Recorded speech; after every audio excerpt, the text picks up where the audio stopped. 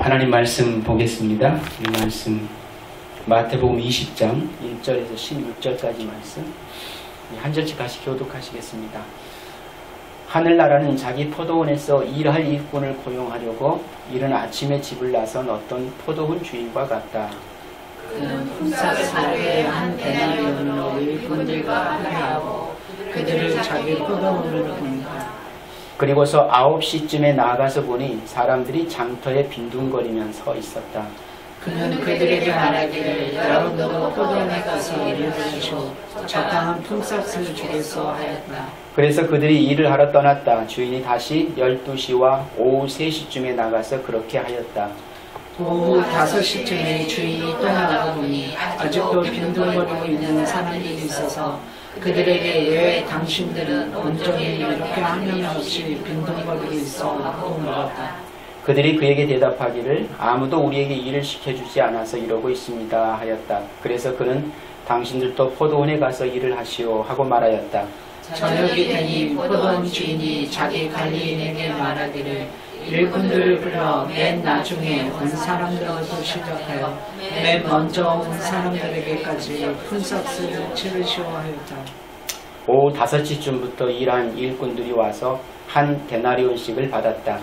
그런데 맨 처음에 와서 일을 한 사람들은 은근히 좀 더 받으려고 생각하였는데 그들도 한 데나리온씩을 받았다. 그들은 받고 나서 주인에게 투덜거리며 말하였다. 마지막으로 온 사람들은 한 시간밖에 일하지 않았는데도 쟤는 더 있어서 온전히 소망 우리들과 똑같이 대우하였습니다. 그러자 주인이 그들 가운데 한 사람에게 말하기를 이보시오 나는 당신을 부당하게 대한 것이 아니요 당신은 나와 한 데나리온으로 합의하지 않았소. 당신은 품삯이나 받아가지고 돌아가시오. 당신에게 주는 것과 꼭 같이 이 마지막 사람에게 주는 것이 내 뜻이오. 내 것을 가지고 내 뜻대로 할 수 없다는 말이요 내가 후하기 때문에 그것이 당신 눈에 거슬리오 하였다. 이와 같이 꼴찌들이 첫째가 되고 첫째들이 꼴찌가 될 것이다. 아멘. 이 말씀을 대하면서 아멘이라고 할 수 있는 것도 기적이고 아멘이 안 나올 수도 있습니다. 오늘 본문 마태복음 20장 1절과 16절까지 말씀 우리 포도원 품꾼에 대한 비유의 내용의 말씀입니다. 그 하나님 백성들의 그 삶은 그 이리들 앞에 양으로 보내져서 오히려 맹수들에게 먹히는 삶을 살게 되는 것임을 우리가 기억한다면 오늘 본문의 말씀의 비유 속에서 그 죄인들의 실체가 어떻게 드러나고 있는지를 분명하게 알게 될 수가 있습니다. 그리고 그런 죄인들에게 또 무상으로 베풀어지는 하나님의 은혜가 어떻게 공급되고 있는지도 확연하게 발견할 수 있는 본문의 내용입니다. 그런데 성도라는 사람들이 그 자신의 삶에서 어려움이 오고 문제가 닥치면 그 문제를 해결해 달라고 아우성을 치지 그것에 감사할 줄 모릅니다. 내가 무시되고 내가 부인되는 것이 잘 가는 것임에도 불구하고 오히려 죄의 본능대로 자신의 자존심이 상하고 질투심이 일어나서 견디지 못해합니다. 그런 우리들의 현실을 오늘 본문의 비유를 통해서 한번 살펴보기를 원하는 것입니다. 저는 요즘 말씀을 대할 때마다 어떤 마음으로 대하느냐면 여러분들에게 뭔가를 도전을 주기 위해서 말씀을 대하지는 않습니다. 그리고 적당한 교훈을 던져서 여러분들로 하여금 그런 삶을 살아가도록 지향하도록 그렇게 말씀을 나누고 싶은 마음이 없습니다. 이 말씀을 어떻게 우리가 보고 이해를 하고 어떻게 받아들여야 그 하나님이 누구이신지를 어떻게 바로 알 수 있는가에 초점이 있는 것이지 우리가 이 말씀 속에서 어떤 교훈을 얻고 도전을 얻고 내가 이렇게 살아서 그 하나님을 더 기쁘시게 해드려야지 라고 하는 우리 자신에 대한 어떤 자아 확장의 모습으로 말씀이 우리에게 주어져서는 안 되겠다라는 생각 때문에 그렇습니다. 그래서 이 말씀을 대하면서 여전히 저와 여러분들이 한 본문의 말씀을 대하면서 이 성경 전체의 맥락이 어떻게 우리에게 말씀으로 다가오고 있는지를 깨달아 알면 그것으로 된 겁니다. 그리고 저와 여러분들은 그 삶을 이 땅에 살아가는 동안 잘 살아내면 되는 거예요. 오늘 말씀도 여전히 그렇게 우리에게 말씀해주고 있습니다. 포도원 주인이 장터에서 놀고 있다고 하는 게 빈둥거리고 있는 doing nothing입니다. 아무것도 안 하고 있는. 그러니까 우리가 속된 말로 밥벌어지지요. 그러니까 먹을 자격도 없는 대상, 뭐 자격이 안 되는 놈이라고 하면 안 되겠고, 자격도 안 되는 대상들. 그러니까 인생의 어떤 가치가 뭔지도 모르고 그냥 그렇게 빈둥거리고 있는 그런 삶을 살고 있는 이들의 모습을 지칭하여 그냥 빈둥거리고 있다, 놀고 있다, doing nothing이다. 아무것도 안 하고 있는 거예요. 그런 자들에게 일자리를 주기 위해 아침 일찍 나갑니다. 누가 나가죠? 포도원 주인이 나가는 거예요. 보통 유대인들의 그 작업 시간이 아침 6시부터였다고 하니까 주인이 제일 먼저 장터로 나간 시간은 아침 6시쯤이었을 것이다 라고 우리가 생각해 볼 수 있습니다. 그런데 그 아침 6시에 가서도 품꾼들을 구해다가 포도원에서 일하게 하셨을 것입니다. 그런 다음에 또 몇 시에 나갑니까? 9시쯤 되어서 또 나가보니까 역시 일자리가 필요한 품꾼들이 또 거기에 모여 있더라는 겁니다. 여전히 그들도 빈둥거리고 있어요. 그렇죠? 그리고 포도원 주인은 그들도 포도원 품꾼으로 채용을 합니다. 그리고 본문에 보니까 또 12시, 오후 3시 또 나가보니까 여전히 또 빈둥거리고 있는 이들이 또 있더랍니다. 그러니까 그들에게도 여전히 또 포도원에 가서 일하도록 일을 맡겨줍니다. 그렇게 사람들을 불러 모으다가 마지막에는 작업 종료 시간 1시간 전인 11시, 그러니까 지금 시간으로 저녁 5시에도 품꾼들을 불렀습니다. 그리고 똑같이 어떻게 합니까? 한 데나리온, 실버 코인이지요. 그러니까 은하 한 입입니다. 그 은하 한 입을 똑같이 아침 6시에 온이나 9시에 온이나 12시에 온이나 3시에 온이나 5시에 온이나 관계없이 똑같이 은하 한 입을 그들에게 임금으로 지불하더라라는 거예요. 그게 품꾼들에게 약속된 임금이었기 때문에 그 한 데나리온을 그들에게 지급했습니다. 그런데 문제는 이제 발생하지요. 그때 먼저 온 사람들이 어떻게 반응하는지를 한번 보시기 바랍니다. 오늘 본문의 말씀이 그렇게 기록되어 있습니다. 그런데 맨 처음에 와서 일을 한 사람들은 은근히 좀 더 받으려니 하고 생각하였는데, 그렇지요? 그 마음이 생기는 게 당연하죠. 오후 5시 와서 딱 1시간 일한 이들이 한 데나리온을 받는 겁니다. 그걸 보잖아요, 지금. 근데 그들의 마음속에 아침 6시에 왔는데, 우리는 저보다는 많이 받겠지라는 기대를 갖는 건 당연하지 않는가라는 거예요. 그런데 그들의 기도와는 전혀 다르게 그들도 한 데나리온씩을 받았습니다. 그들은 받고 나서 주인에게 투덜거리며 말합니다. 마지막에 온 이 사람들은 1시간밖에 일하지 않았는데도 찌는 더위 속에 온종일 수고한 우리과 똑같이 대우하였습니다. 그러자 주인이 그들 가운데 한 사람에게 말하기를, 이보시오, 나는 당신을 부당하게 대한 것이 아니오. 당신은 나와 한 데나리온으로 그렇게 여기 와서 일하기로 합의하지 않았소. 당신들의 품삯이나 받아가지고 돌아가시오. 당신에게 주는 것과 똑같이 이 마지막 사람에게 주는 것은 누구 뜻? 내 뜻이요. 말씀을 집요하게 읽다 보면 무엇이 먼저이고 무엇이 나중인지가 분명히 밝혀집니다. 그리고 왜 그렇게 하고 계시는지도 정확하게 알게 되어져요. 그러다 보면 본문의 이해가 우리 마음속에 쏙쏙 들어옵니다. 내 뜻입니다. 누구의 뜻? 포도원 주인의 뜻인 거예요. 내 것을 가지고 내 뜻대로 할 수 없단 말이요. 내가 후하기 때문에 그것이 당신들에게 눈에 거슬리요 라고 합니다. 내 것 가지고 내가 후하게 해주고 똑같이 대우해 주는데 그것이 왜 당신들한테 거슬리냐라는 거예요. 이와 같이 꼴찌들이 첫째가 되고 첫째들이 꼴찌가 될 것이다. 먼저 된 자가 나중되고 나중된 자가 먼저 될 것이다.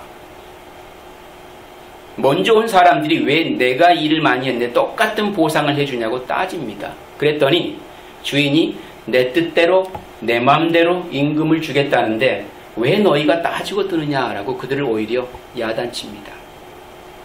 이것이 자신들의 행위가 가치 있다고 보는 이들의 시기요 질투의 모습인 거예요. 그럼 이제 한번 생각해 보시기 바랍니다. 포도원 주인이 나중에 온 사람에게 똑같은 임금을 주는 것은 은혜요, 선입니다. 그렇지요? 그건 은혜지요. 차별 없이 동등하게 대할 수 있는 것. 그것은 포도원 주인의 은혜이고 포도원 주인의 선한 행위입니다. 그런데 자신과 자신의 행위에 가치를 부여하고 자신이 내어놓은 것만큼 보상을 받아야 한다는 힘의 철학하에 있는 자들은 주인의 그 행위가 어떻게 보이는 거예요? 악하고 부당한 처사라고 보고 있는 거예요. 자기 중심으로 보니까 그런 것이죠. 아침 6시부터 와가지고 일한 그 품꾼들의 입장에서 오후 5시 와서 1시간 일하고 똑같은 한 데나리오를 받은 그 상황을 보았을 때는 분명히 주인의 처사가 부당한 겁니다. 옳지 못한 거예요. 그것을 악이라고 판단하고 정지하고 있는 겁니다. 이건 아니지요 라는 거예요. 그게 자기 중심으로 보니까 그런 자기의가 발동하기 시작하더라. 무엇이든지 자신의 가치를 높여주고 자신의 삶에 유익이 되는 것은 모두 선이고 자신에게 불이익을 주고 해가 된다고 생각되는 것은 다 악이라고 판단하고 있는 이들의 모습이 포도원 주인이 봤을 때는 나중된 자가 되어지는 거예요. 나중된 자. 그래서 오늘 포도원 주인은 바로 그러한 질투가 주인을 악하게 몰아붙이는 것이고 그런 자들은 다 나중될 것이다 라고 그렇게 말씀이 우리에게 도전합니다. 이 말씀을 대하면서 나는 먼저 된 자인가 나중된 자인가를 한번 생각해 보는 것도 굉장히 중요한 겁니다. 우리가 생각하는 것처럼 여기에서 나중된다는 말은 1등이었던 자가 2등으로 밀려 내려갈 것이라는 그런 말 아닙니다. 나중된다라고 하는 것은 지옥 간다라는 얘기예요. 그런 마음으로는 구원받을 수 없는 거지. 주인을 그렇게 여기는 이들의 마음속에는 절대 영생이 선물로 주어질 수 없는 거지. 하나님을 악하다고 너 스스로 네 자신의 그 윤리의 잣대, 네 자신의 도덕의 잣대, 네 자신의 삶의 가치관의 잣대를 가지고 하나님을 그렇게 마음대로 악하다 선하다 평가하는 그 자체가 죄인 거지. 그 죄를 용서받지 못하고는 구원받을 수 없는 거지. 영생을 선물로 받을 수 없는 거지. 이 원리와 같은 거예요. 그런 이들에게는 지옥 가는 게 맞지 라는 얘기입니다. 처음에는 열심을 내다가 나중에 그 열심이 식어져서 게을러지는 그 모습을 보고 처음 된 자가 나중됐다 이런 얘기하는 거 아니에요. 그런데 우리는 대부분 다 이 본문의 내용을 그렇게 적용을 하지요. 내 열심이 사라져서 지금은 나중된 자가 돼가고 있구나. 더 열심을 내서 처음 된 자가 돼야지. 그거 아닙니다. 한번 곰곰이 생각해 보시기 바랍니다. 본문에 등장하는 품꾼은 일용직 노동자들을 가리킵니다. 그 헬라어로 보니까 그게 바로 엘가데스라는 단어를 쓰고 있어요. 일용직 노동자. 하루 벌어서 하루를 살아야 하는 일용직 노동자들에게 있어서 그날에 주어진 일이란 자신과 가족의 생계뿐만 아니라 생명과도 직결되는 거예요. 그거 없으면 굶습니다. 굶으면 죽어야 돼요. 결국 뭡니까? 그날의 일은 그들에게 얼마를 벌었느냐가 문제가 아닌 거예요. 그것으로 자신의 생명을 유지해가는 생명의 수단이 되어지고 있어요. 자신뿐만 아니라 자신의 가족까지도. 그러면 그건 일이 아닙니다. 내 생명과 직결되어지는 거라는 얘기예요. 그럼 뭐예요? 이 포도원 주인은 그들에게 뭘 나눠주고 있는 겁니까? 생명을 나누어주고 있는 거예요. 차별 없이. 포도원 주인은 품꾼들이 포도원에서 해야 할 일의 질이나 양에 관심 없어요. 몇 시간을 일했는지 얼마나 열심히 했는지 그거 별로 관심 가져 하지 않습니다. 그렇죠? 만일 그랬다면 여러 번 수시로 나와가지고 심지어 1시간 전까지 품꾼들을 모으는 그 어리석은 짓은 하지 않았을 것입니다. 그것에 관심이 있다면. 그런데 그것에 전혀 관심이 없습니다. 포도원 주인은 품꾼들에게 자신의 은혜와 긍휼을 쏟아 부을 뿐입니다. 포도원 품꾼들에게 한 데나리오라는 것은 생명의 싹스를 지불하기 위해 오히려 주인이 더 분주하고 더 바쁘고 더 애쓰고 있는 것을 발견하게 되어집니다. 그들은 빈둥거리고 다 아무 할 일 없이 그렇게 놀고 있는 그들이었어요. 전혀 그런 대접을 받아야 할 만한 가치가 있는 대상들이 아니었다라는 얘기입니다. 사실 포도원 품꾼들은 임금이 정산되기 전까지는 저마다 기쁘게 일을 했을 것입니다. 어쨌든 그날의 생명에 필요한 임금을 받기 위해 약속되어 있었기 때문입니다. 그렇게 하루 종일 일했든 2시간을 일했든 3시간을 일했든 자신들의 일한 만큼의 응당한 대가를 받을 수 있을 것이라는 기대 때문에 아마 기쁜 마음으로 일하지 않았을까라는 생각을 해봅니다. 그런데 문제는 임금 정산 과정에서 발생합니다. 그때까지 즐겁고 기쁘게 일했던 그 품꾼들이 자신보다 덜 수고한 사람과 자기에게 똑같은 임금이 주어지자 그때 분노하는 겁니다. 왜 그런 분노가 일어났습니까? 그것은 일을 많이 한 사람들이 자신의 노동의 가치가 있다라는 사고에서 출발한 분노였어요. 그렇죠? 모든 포도원 품꾼은 포도원 주인의 은혜와 긍휼을 받은 자들인 것뿐입니다. 아침 6시부터 저녁 6시까지 일을 했든 9시부터 6시까지 일을 했든 12시부터 6시까지 일을 했든 3시부터 6시까지 일을 했든 5시부터 6시까지 일을 했든 이들 모두는 다 주인의 은혜와 긍휼을 받은 대상일 뿐인 거예요. 그날의 생명이라는 것은 소중한 선물을 받은 것뿐이다 라고 하는 겁니다. 그런데 그 선물에서 눈을 돌려 자기 자신과 자기 자신의 힘 그리고 다른 이들과의 비교의 차이를 바라보자 금방 뭐가 일어납니까? 분노가 일어나게 되더라. 이것이 죄로 말미암아 죽어야 했던 우리들의 현 주소인 겁니다. 마르다와 마리아의 관계도 동일한 것이고요. 사실 이스라엘의 12지파는 너나 할 것 없이 애굽에서 종살이 하다가 그냥 그렇게 죽어야 할 자들 아니었습니까? 그런데 하나님께서 순전히 은혜로 그들을 구원하셔서 약속의 땅인 가나안 땅에 집어넣어 주셨습니다. 그 자체가 생명이며 복이잖아요. 그런데 그러한 이스라엘 백성들이 자신의 가치와 힘과 영광의 눈을 돌리면서부터 그들 속에 시기와 질투와 전쟁이 끊이지 않는 것을 발견하게 되어집니다. 자기들에게 주어진 진짜 복과 가치는 이제는 너무 소홀히 여기게 되더라 라고 하는 거예요. 나라고 하는 존재 가치가 하나님 앞에 충분히 대접받을 만한 대상이라고 판단하는 그 순간부터 나의 열심과 수고가 좀 더 나은 대가와 보상을 받을 수 있을 것이라고 내 자신의 자아에 대한 그 가치를 상승시키는 그 순간 그들의 마음속에 뭐가 생기더라? 불평, 불만이 생기고 우월감이 생기고 하나님을 판단하게 되는 자리로 나가게 되더라 라는 것입니다. 그게 죄입니다. 그게 죄예요. 하나님의 심판을 피할 수 없는 죄. 오늘 본문의 비유가 어떤 이야기에 붙어 있는지 아십니까? 그것은 바로 어떻게 영생을 얻을 수 있냐라고 물은 부자 청년의 이야기가 오늘 본문 다음 19장 후반부에 나옵니다. 그 부자 청년은 단순히 돈이 많은 사람이 아니라 자신의 행위로 자신의 가치를 상승시킬 수 있다라는 율법주의적 사고로 똘똘 뭉친 그런 사람이었습니다.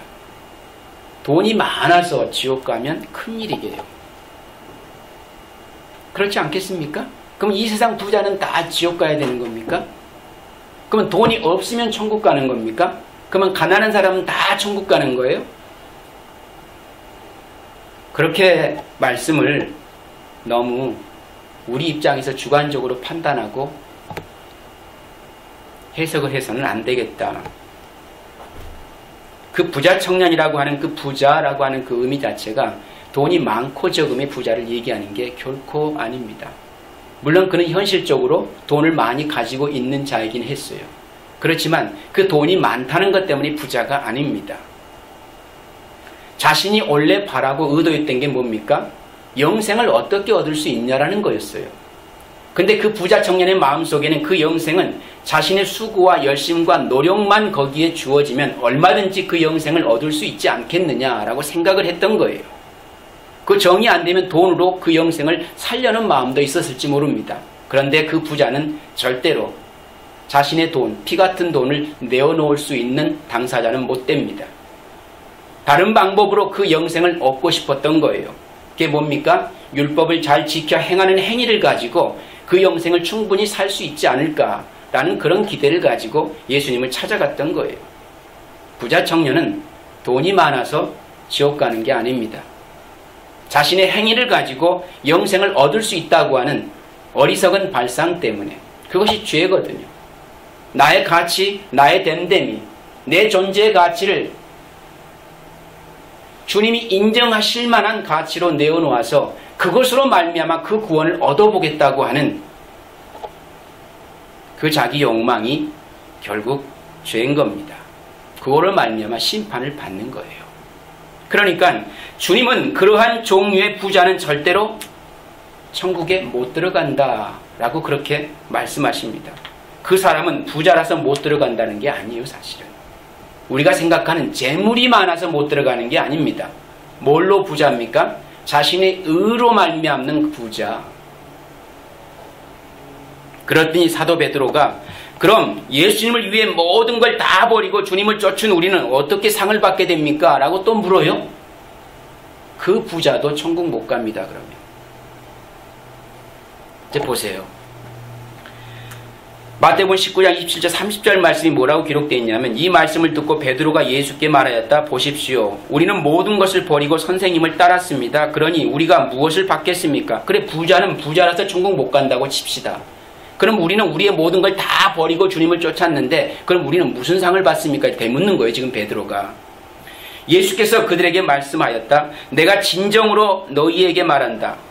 새 세상에서 인자가 자기의 영광스러운 보좌에 앉을 때에 나를 따라온 너희도 12 보좌에 앉아서 이스라엘 12지파를 심판할 것이다. 이게 영광스러운 성도들에게 주어진 특권이죠.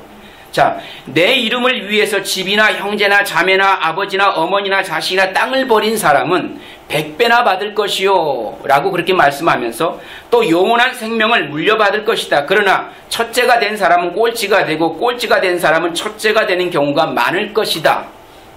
구원받는 사람이 많지 않을 것이다. 그렇죠? 그럼 뭡니까 여기에서? 너의 모든 것을 다 내어버리고 나를 쫓았다고 하는 그 마음이 부자인데 그 의로 네가 영생을 선물로 받겠다고 하면 너도 구원받을 수 없다. 이 얘기예요. 이게 이해가 되십니까? 이 말씀을 잘 이해해야 돼요. 그럼 이 땅에 사는 사람들이, 성도들이 집이나 형제나 자매나 아버지나 어머니나 자식이나 땅을 버린 사람, 이걸 다 버려야 되는 겁니까? 그러면 여기서 보니까 100배나 받는데요. 그걸 버리면. 그걸 버리고 사는 이들이 있나요? 살 수 있을까요? 100배라고 하는 것은 우리의 숫자의 환산치는 아니라고 했습니다. 그것은 완전한 구원이겠죠. 너희가 진짜 너희의 율법의 행위로 그렇게 온전히 나만을 위해서 다 버릴 수 있으면 진짜 구원받지. 근데 뭐예요, 현실은요? 그럴 수 없지 않니? 그럴 수 없잖아요. 제가 여기서 여러분들에게 여러분 가진 것 다 하나님 앞에 내놓으세요. 그래야 진짜 구원받을 수 있습니다. 내가 100원 내놓으면 100만 원을 주겠다라는 게 아니잖아요. 영생이라고 하는 선물을 주겠다라는 겁니다. 그 영생이라는 선물과 네 인생을 맞바꿀 수 있니라고 물을 때에 나 다 내어놓고 그 영생과 맞바꿀 수 있어요. 그러면 구원받지, 이 얘기예요. 근데 그럴 수 있는 이가 있나요? 죄인 중에? 아무도 없어요. 이걸 이해 못하면 안 되는 거예요. 네가 네 것을 다 내어놓고 주님의 제자들에게 말씀하시잖아요. 베드로를 통해서. 너희들이 나를 위해 다 내어놓고 나를 따랐다고 하는데 그것이 너의 의가 되어서 뭔가 내게 어떤 보상, 상급을 기대하며 나를 쫓고 있다면 너도 나중된 자지, 이렇게 얘기합니다. 그럼 뭐예요? 그 마음으로 나를 쫓으면 너도 지옥 가지, 이 얘기예요.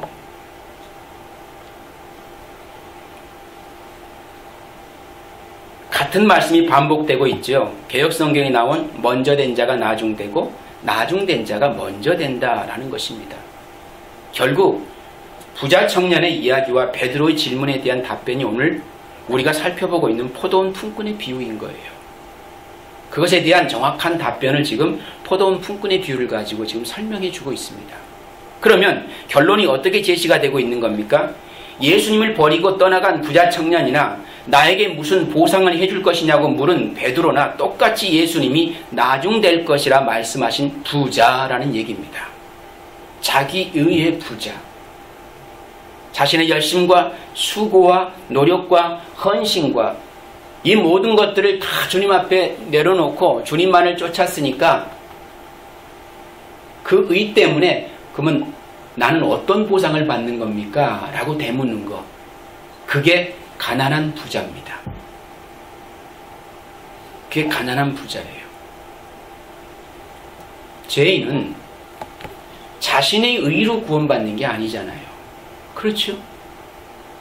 성경의 원리를 우리가 정확하게 이해하고 있다면 구원이라고 하는 것, 영생이라고 하는 선물은 나의 의로 말미암아 주어진 것이 아니라 하나님의 선물이라고 말씀을 했습니다. 하나님의 무조건적인 은혜가 우리에게 가입되어서 그 은혜의 선물로 내게 허락된 것이 영생인 거예요.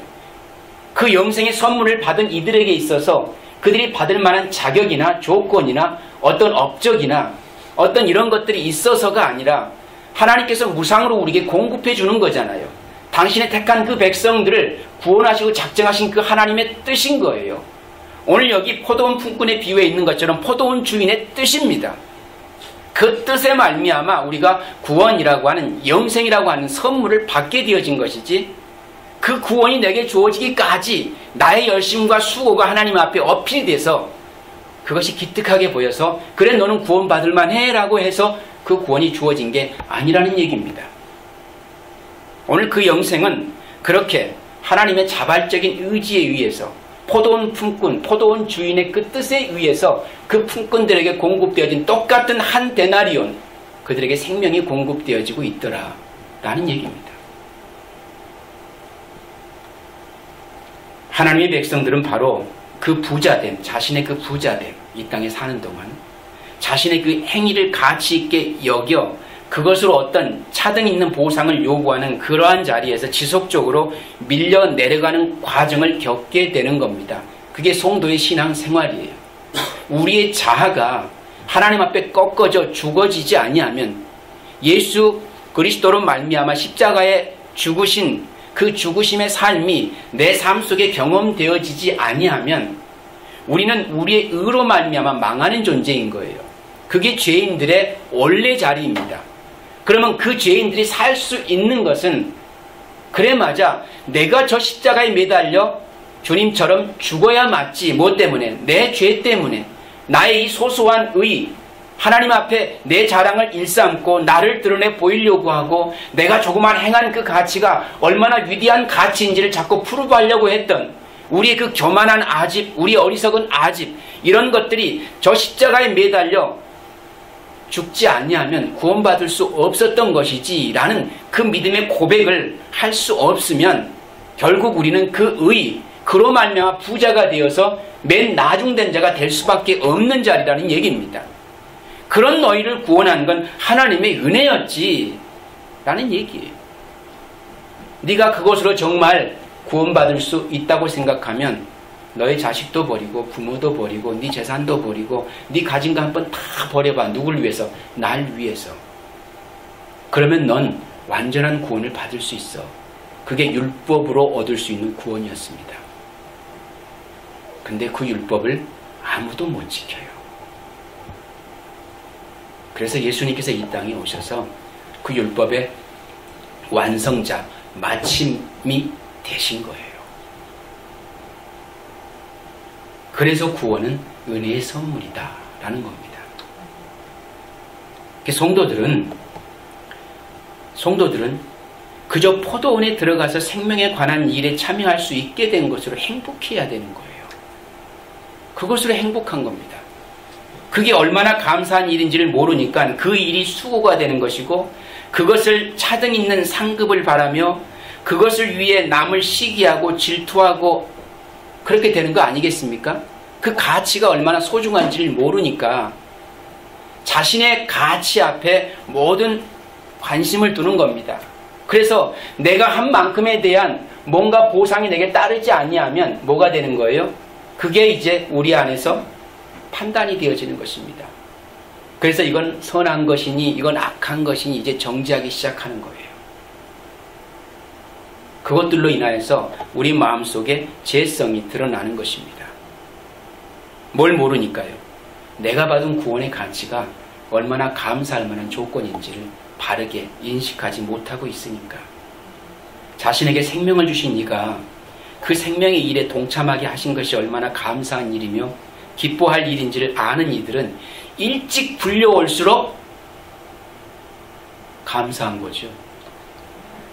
아침 일찍부터 와가지고 열심히 일할 수 있는 그 자체가 프라우드한 거죠. 영생의 선물은 그런 겁니다.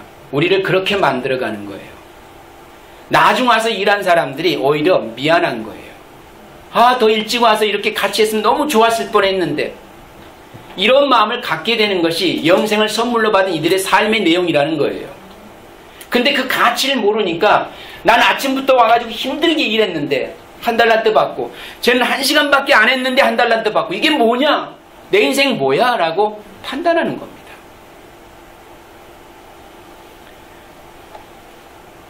오히려 일찍부터 그 생명의 일에 동참할 수 있는 그런 기회가 주어진 것이 오히려 더 감사한 일이고 기뻐한 일인 것이지, 그것이 우리에게 불평, 불만거리로 적용될 수 없는 것이다 라는 겁니다. 일찍 불려올수록 감사가 더 차고 넘치는 것이 영생을 선물로 받은 하나님 백성들의 삶의 모습인 거예요. 그 일이 자신의 생명과 관계된 일이니까요. 그런데 그 생명에 관심이 없는 자들은 자기의 행위와 자신의 가치에만 관심을 두게 되어 있습니다.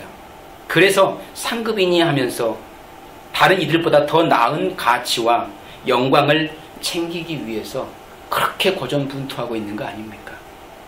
더 나아 보이기 위해서, 더 인정받기 위해서, 더 뭔가 남보다는 나은 존재로 자기 존재를 부각시키기 위해서 치열한 의의 전쟁이 교회 안에서 분주하게 일어나고 있지 않습니까? 보이지 않는 곳에서까지 이름도 없이 빛도 없이 수고한다고 하지만 누군가는 그래도 이 수고를 알아주겠지라는 가슴 벅찬 기대를 가지고 열심히 합니다. 그게 부자예요. 그 부자는 그것으로 지옥 갑니다. 이걸 이해할 수 있어야 돼요. 그 부자는 그 마음으로 지옥 가. 그 마음으로 일하면 지옥 가는 거지. 영생은 그것으로 주어지는 것이 아니기 때문에 지금 역으로 이제 생각을 해보시자고요. 그 영생의 가치를 아는 이들에게 있어서 내가 뭔가를 열심히 하고 있는 그 일로 인하여서 남이 그것을 알아주든 알아주지 아니하든 하고 있는 그 자체가 기쁘고 감사하고 흡족하여서 멈들 바를 모르겠는 겁니다. 남보다 일찍 나와 수고하고 애쓰고 뭔가 남이 할 수 없는 것까지 찾아서 할 수 있는 그 열심이 내 안에 있는 것이 감사한 겁니다. 그게 하나님께로부터 무상으로 영생을 공급받은 이들의 삶의 모습인 것이고, 그렇지 않고 여전히 그 은혜 가운데서 자신의 가치에 집중하고 살아가는 이들의 삶의 모습은 여전히 이 세상 부자로 살게 되어 있다는 얘기예요. 보상이나 인정에 대한 기대, 자신의 가치의 상승을 통해서 많은 이들로부터 칭찬과 격려를 받는 것에 대한 뿌듯한 기대를 가지고 온 정성을 다 쏟아붓고 살아가는 그 삶의 모습이 있습니다. 교회는 그렇게 두 가지로 나누어질 수 있어요.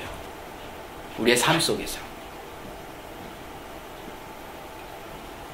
그 생명에 관심이 없는 자들은 이처럼 자기의 행위와 자신의 가치에만 관심을 두게 될 수 있다라는 것. 일한 만큼 차등 있는 대우를 해주는 것은 이 세상 자본주의 사회 질서 안에서 주어지는 것이죠. 예. 하나님의 나라의 질서는 그것과는 너무나 상반되고 다른 것입니다.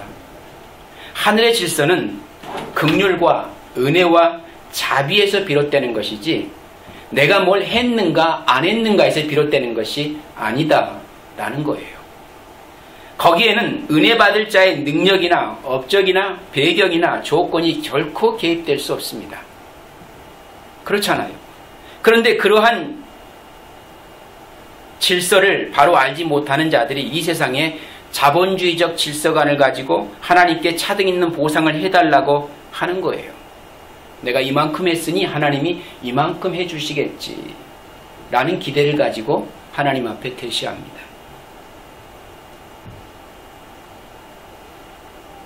우리의 모습을 한번 들여다보시자고요. 우리는 어떻게 신앙생활해 오셨습니까? 그동안? 앞으로는 또 어떻게 신앙생활 하실 요량입니까? 상반된 반응이 나타날 수 있어요.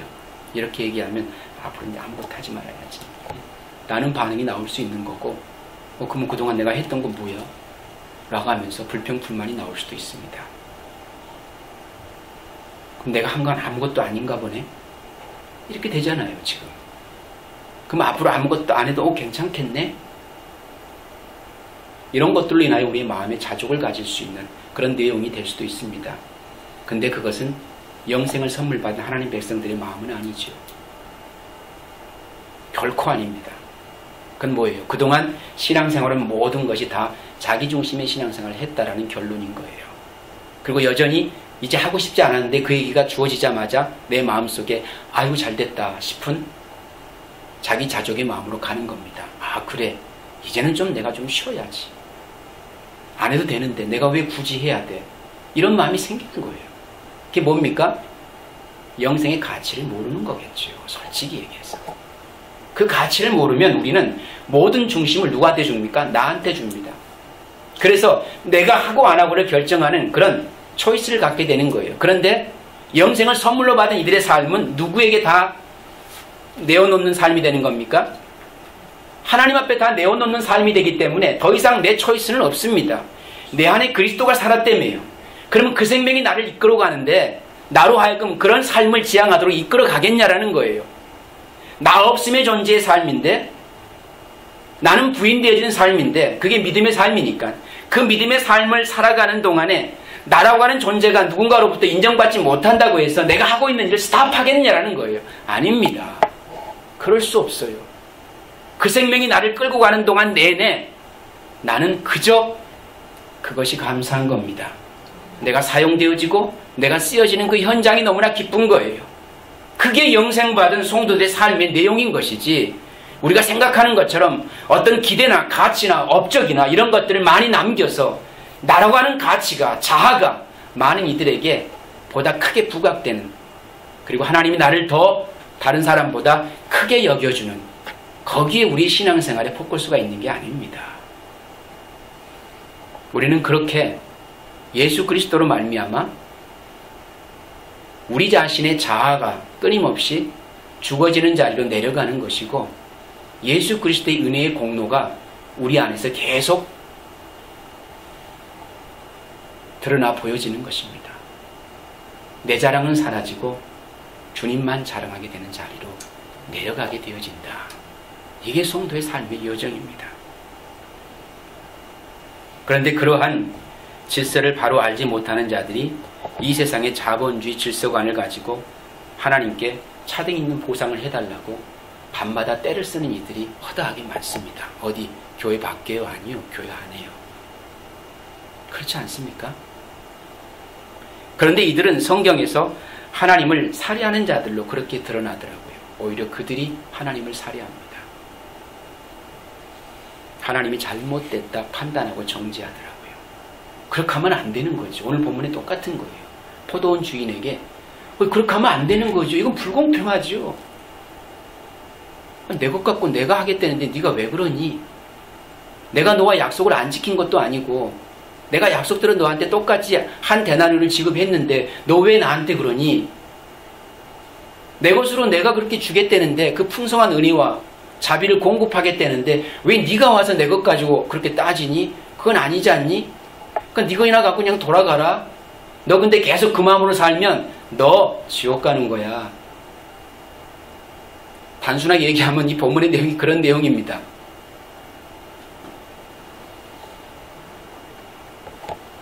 그런데 이들은 성경에서 하나님을 살해하는 자로 드러나더라. 그게 바리새인들 아니었습니까? 그렇죠? 자신들의 의로 말미암아 그 율법을 잘 지켜 행함으로 자신들의 구원을 이룰 수 있다라고 판단했던 이들이 결국은 그 의를 그냥 아무것도 하지 않는 하나님의 은혜로 그냥 무상으로 공급해 주겠다 그러니까 그걸 거절하고 오히려 주겠다는 예수 그리스도 십자가에 못 박아버리는 겁니다. 그 안에 누가 있습니까? 가인이 들어있는 거예요. 자신의 가치가 무산되어지고 동생 아벨의 가치만 인정하시는 것 같은 하나님이 불공평해 보이는 겁니다. 그래서 자기 동생을 죽여버리는 거예요. 왜? 이놈만 죽이면 내 가치가 인정받을 수 있을 것 같거든요. 그것이 우리 안에도 동일하게 있더라. 그 마음이. 얼마든지 나라고 하는 존재가 무산되어지면, 부각되어지지 못하면, 내 존재가 계속 그렇게 무시당하게 되어지면 우리도 언제든지 누군가를 그렇게 죽일 수 있는 그 마음을 품고 있는 겁니다. 그 안에 뭐가 있더라? 에브라임이 들어있더라. 사사기를 보니까 그 에브라임들이 그 마음을 계속 반복하여 드러냅니다. 어떻게 해요? 입다가 전쟁에 가가지고 이기고 돌아오니까 왜 그때 그 전쟁에 나를 같이 참여시키지 않았냐고 우리를 에브라임이 또 거기 가지고 막 오랄 때는 안 오고 갈 때는 전쟁이 질 것 같으니까 참여를 안 했거든요. 그래놓고 승리하고 돌아오니까 불평불만을 합니다. 에브라임 하면 이스라엘 장자예요. 그걸 아시지요? 이스라엘 대표하는 겁니다. 근데 어떻게 우리를 제외하고 너만 가서 그 승리의 기쁨을 쟁취하고 사람들로부터 칭찬과 영광을 듣느냐는 거예요. 내가 들어야 되는데. 나도 근적인 참적에서 그런 영광스러움을 만끽해야 되는데 왜 우리한테 그런 기회를 주지 않았냐고 외려 비겁하게 숨어서 참여하지 않아놓고 나중에 와서 그렇게 그 모습을 계속 드러냅니다. 기드온에게도 그렇게 얘기하고 입다에게도 그렇게 얘기하고 나중에는 이제 삼손을 잡아다가 블레셋 군대들에 갖다 바치는 그런 치졸한 일까지 합니다.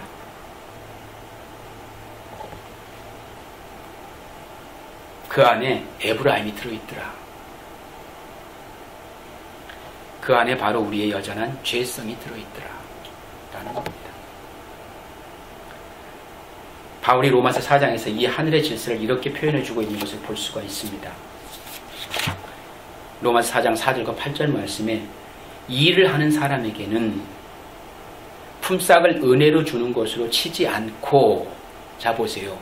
이 일에 관심을 두고 이 일에 대한 어떤 보상이나 기대를 가지고 살아가는 이들에게 있어서는 품삯을 은혜로 주는 것으로 치지 않고 어떻게 여긴다? 당연한 보수로 주는 것으로 생각합니다. 자신이 한 만큼의 대가로 받는다라고 판단한다라는 거예요. 그건 은혜가 아니죠. 그러니까 뭡니까? 내가 한 만큼 받고 있다고 하는 자기 가치에 대한 인정인 것입니다. 누가요? 일의 욕심을 가지고 하는 이들. 그러나 경건하지 못한 사람을 의롭다고 하시는 분을 믿는 사람은 이제 믿음의 사람이에요. 믿지 않는 이들의 삶은 그렇게 사는 것이고, 믿는 이들의 삶은 비록 아무 공로 없어도 그의 믿음이 의롭다고 인정을 받습니다. 누구의 믿음? 예수 그리스도의 믿음이 우리의 믿음이 되어서 그 믿음 때문에 아무것 안 했는데 그냥 야, 넌 참 의롭구나 이렇게 인정을 받는데요. 그래서 행한 것이 없이도 우리가 아무것도 안 했는데 하나님께서 의롭다고 여겨주시는 사람이 받을 복을 다윗도 다음과 같이 얘기하고 있답니다. 하나님께서 잘못을 용서해 주시고 죄를 덮어주신 사람은 복이 있다. 주님께서 죄 없다고 인정해 주실 사람은 복이 있다. 아무것도 안 했는데 너 죄 없어? 덮어주면 그 사람이 복이 있다. 이렇게 얘기합니다. 그런데 자기가 한 만큼의 대가와 보상을 받았다고 생각하는 이들은 너 은혜 없구나. 결국 뭡니까? 영생이라고 하는 것은 우리의 행위의 가치에 있는 것이 아니라 하나님의 은혜의 가치를 두고 우리에게 무상으로 공급되어진 하나님의 선물이었다 라는 것을 말씀합니다. 품꾼들에게 한 데나리온의 생명을 나누어 주는 것은 포도원 주인의 뜻이었지 품꾼들의 일한 대가에 대한 의지가 아닙니다. 그들의 가치가 아닙니다. 포도원 주인은 그들이 어떻게 일하는지 전혀 보지도 않았어요. 자, 본문의 내용을 보시면 알겠잖아요. 더 많은 품꾼들을 포도원에서 일할 수 있도록 하기 위해서 아침 6시부터 저녁 5시까지 계속 장터로 나가가지고 빈둥빈둥 아무 일도 안 하고 있는 그런 이들을 데려다가 품꾼으로 쓰시는 거예요. 누구의 열심 때문에 그들이 한 데나리온을 받는 겁니까? 포도원 주인의 열심 때문에 그들이 생명을 부재할 수 있게 되어진 겁니다. 근데 되려 그들의 생명을 지켜줬더니 일찍 와서 일한 이들이 그 포도원 주인이 불공평하다라고 타박을 하더라는 거예요. 근데 알고 봤더니 그 마음이 우리의 마음이더라. 우리의 신앙의 삶의 여정이 그렇게 신앙생활하고 있더라. 라는 것을 고스란히 들여다볼 수 있더라는 얘기입니다. 이렇게 볼 수 있듯이 우리를 포도원으로 부르신 하늘의 주인은 우리의 일과 행위에 관심이 있으신 게 아닙니다. 아니에요. 하나님은 우리에게 긍휼과 은혜와 자비를 부으셔서 생명의 나라로 거저 초대해 주시는 것입니다. 그래서 성경이 하나님의 일을 하나님이 보내신 자를 믿는 것이라고 그렇게 정의에 말씀하고 계시는 것입니다. 그 생명이 얼마나 소중한 것인지를 아는 사람은 그 생명 안에서의 삶이 어떠한 모양으로 전개가 되든 생명으로 기뻐할 수 있는 자라는 거예요. 그래서 다른 이들과의 소유의 차이나 명예의 차등에서 별 관심을 갖지 않게 되어지는 것입니다. 이렇게 성도의 기쁨과 행복은 상대와의 차이에서 오는 상대적인 것이 아니라 오직 생명이신 예수 그리스도가 진리가 된다는 사실을 아는 것으로 기뻐하는 절대적 기쁨이어야 하는 것이고 절대적 행복이어야 하는 것입니다. 그것으로 만족할 수 있는 이들, 그들이 성도예요.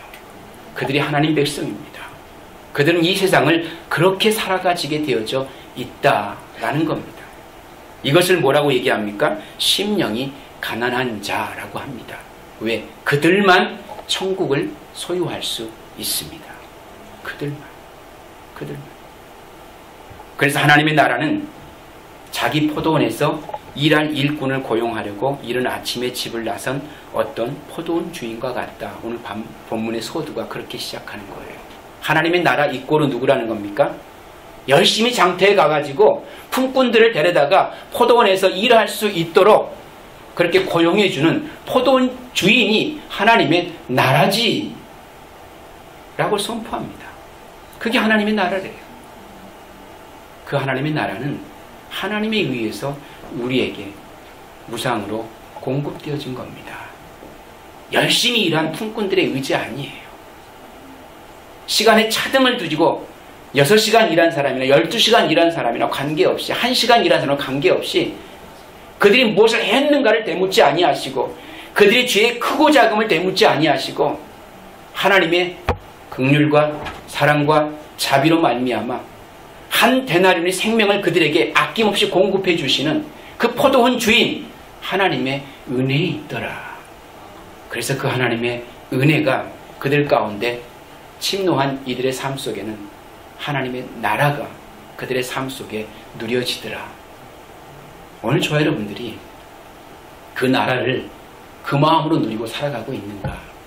그리고 그 나라가 우리의 삶 속에 그렇게 소망되어지고 기다려지고 우리의 간절한 바람으로 다가와지고 있는가? 영생을 선물 받은 하나님 백성들은 그렇게 자신의 가치에 삶의 목적을 두지 아니하고 내게 영생을 베푸신 그 하나님의 은혜에 우리의 삶의 폭고수를 마치고 나를 언제 불러주시든 아침 일찍 부르든 아니면 오후 늦게 부르든 그 부르심 자체가 너무나 감격스러워서 주어진 그 시간 동안 열심히 이 세상 속에서 일하다가 진짜 그 주님 앞에 가게 되는 거예요. 그게 저와 여러분의 삶입니다. 그렇게 살아가면 그것이 행복이고 그것이 복된 일이다 라는 겁니다. 기도하겠습니다.